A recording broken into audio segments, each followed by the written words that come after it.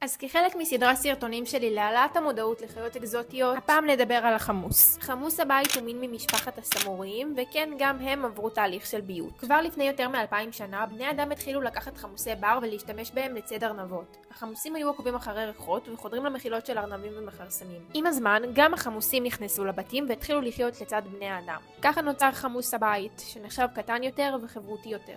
אבל הביות שלהם נחשב חלקי. הם תלויים באדם, אי אפשר לשחרר אותם לטבע, אבל הם גם לא כלבים, ולעיתים נראית להם התנהגות אינסטינקטיבית פראית חזקה. חמוסים אנרגטיים, שובבים, חכמים ומאוד נקשרים לבעלים, וגם הם לא חיות שאפשר לגדל בכלוב, למרות שבארץ הרבה עושים את זה. הם יכולים ללמוד להשתמש בארגזי חול כמו חתול, וכן, יש להם ריח שאופייני להם ונחשב לא נעים במיוחד. עיקור או סירוס בדרך כלל יפחיתו את העוצמה של הריח. חמוסים כמו רוב החיות האקזוטיות לא זוכים למודעות גבוהה, ולרוב עוברים ידיים מספר פעמים במהלך חייהם ומתים בטרם עת. פשוט כי לא יודעים איך לגדל אותם. אז אם יש לכם שאלות, תכתבו כאן בתגובות ומוזמנים גם לשתף.